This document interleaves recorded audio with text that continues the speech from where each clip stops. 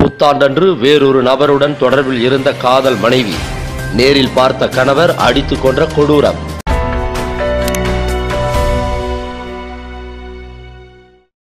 கோவில்பட்டி நடராஜபுரம் தெருவில் வசித்து வந்தவர் மாரிமுத்து.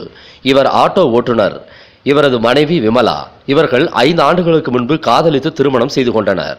இவர்களுக்கு 2 பெண் குழந்தைகள் உள்ளனர். இந்த நிலையில் மாரிமுத்து தான் குடியிருந்த வாடகை வீட்டை காலி செய்துவிட்டு சொந்தமாக கட்டியுள்ள புதிய வீட்டிற்கு குடிபெயர்ந்தார். அப்பொழுது பழைய வீட்டிலிருந்து பொருட்களை புது வீட்டிற்கு மாற்றும் பணியில் ஈடுபட்டிருந்தனர்.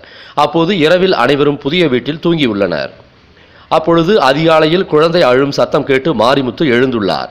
அப்பொழுது தனது மனைவி விமலா வீட்டில் இல்லாத நிலையில் பழைய வீட்டில் உள்ள பொருட்களை எடுத்து வர சென்றிருக்கலாம் என்று நினைத்த மாரிமுத்து அங்கு சென்று பார்த்துள்ளார். ஆனால் அங்கு விமலா வேறொரு நபருடன் தொடர்பில் இருந்தது தெரிய வந்தது.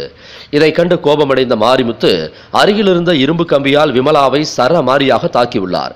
தலையில் பலமாக அடிபட்டதில் இரத்த வெள்ளத்தில் சரிந்த விமலா சம்பவ இடத்திலேயே உயிரிழந்தார். விமலாவுடன் தொடர்பில் இருந்த நபர் அங்கிருந்து தப்பி ஓடியுள்ளார். பின்னர் அங்கிருந்து புறப்பட்ட மாரிமுத்து குழந்தைகளை தனது தாயிடம் ஒப்படைத்துவிட்டு காவல் நிலையத்தில் சரணடைந்தார். போலீசார் வழக்கு பதிவு செய்து அவரை கைது செய்தனர். இந்த சம்பவம் அப்பகுதியில் பெரும் அதிர்ச்சியை ஏற்படுத்தியுள்ளது.